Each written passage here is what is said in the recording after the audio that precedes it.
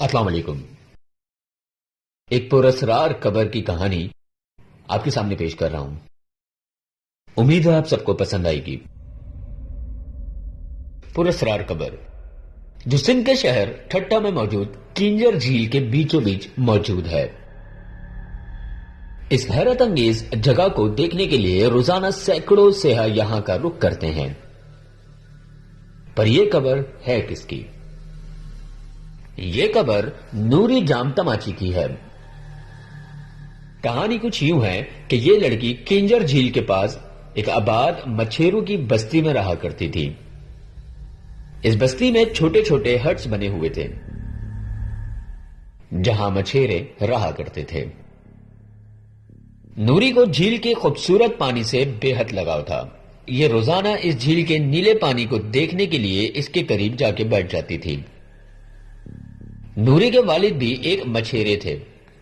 एक दिन नूरी अपने वालिद की मदद करने उनकी कश्ती में मौजूद थी कि एक आदमी भागा भागा इनकी तरफ आया और बताया, बादशाह सलामत आ रहे हैं। इस बस्ती के तमाम मछेरे बादशाह के इस्तकबाल के लिए इकट्ठे हो गए। इस बादशाह का नाम जाम तमाची था और यह ठट्टा का हुक्मरान था। यह शिकार खेलने के लिए किंजर झील के पास आया था। इसने कुछ देर के लिए यहां आराम भी करना था। नूरी बादशाह को देखने के लिए बेहद बेचैन थी। जाम तमाची जब गांव के लोगों से मिल रहा था तो अचानक उसकी नजर नूरी पे पड़ी। नूरी एक खूबसूरत लड़की थी और इसका नाम इसीलिए नूरी रखा गया था कि इसका चेहरा चांद की तरह चमकता था। कहानी के मुताबिक जाम तमाची को नूरी पहली ही नजर में अच्छी लगना शुरू हो गई थी और कुछ ही दिनों बाद बादशाह ने नूरी के घर रिश्ता भेज दिया। गांव वाले सब हैरान थे कि एक बादशाह एक मछेरी की बेटी से शादी करना चाहता है। दूसरी तरफ नूरी बेहद खुश थी कि उसकी शादी एक बादशाह से होने लगी है, लेकिन इसे अपना गांव छोड़ने का भी गम था। जब नूरी की शादी बादशाह जाम तमाची से हो गई और वो बादशाह के महल में आ गई तो महल के ज्यादातर लोगों के लिए एक मछेरी की बेटी को मलका मानना मुश्किल हो गया। असल मसला वो बादशाह की 6 बीवियां थीं जो महल में पहले से ही मौजूद थीं।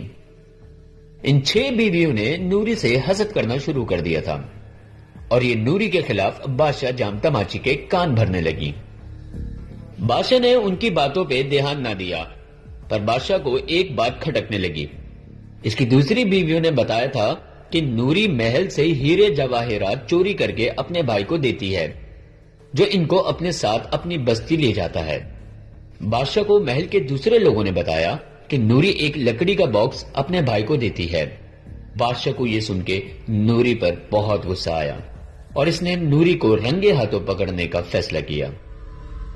कुछ दिनों बाद जब नूरी का भाई नूरी से मिलने के लिए महल पहुंचा तो बादशाह ने अपने कुछ मुहाफिजों को नूरी के आसपास खड़ा कर दिया और इन मुहाफिजों ने देखा कि नूरी एक लकड़ी का बॉक्स अपने भाई को दे रही है, तो इन्होंने नूरी को फौरन पकड़ लिया और इससे ये बॉक्स छीन लिया और बादशाह जाम तमाची को बुलवा लिया।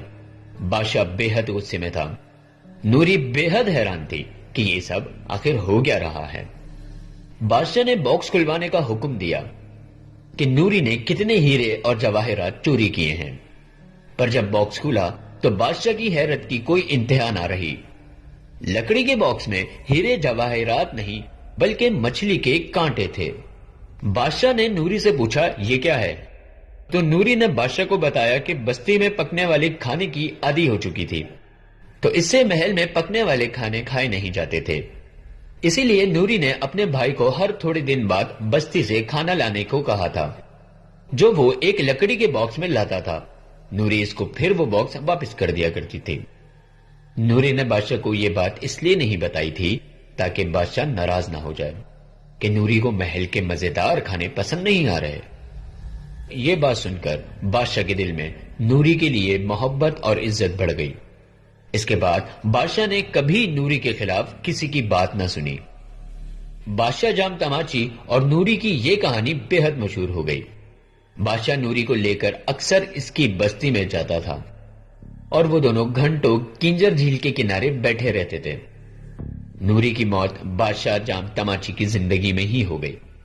بادشاہ نے نوری کے مقبرے کو کینجر جھیل کے بیچوں بیچ بنوانے کا فیصلہ کیا، کیونکہ اس جھیل پہ یہ پہلی دفعہ ملے تھے، اور یہ پراسرار دکھنے والی قبر دراصل نوری جام تماچی کی ہے، جہاں روزانہ سینکڑوں لوگ اس قبر کو دیکھنے کے لیے کشتی میں بیٹھ کر یہاں تک پہنچتے ہیں۔ شکریہ۔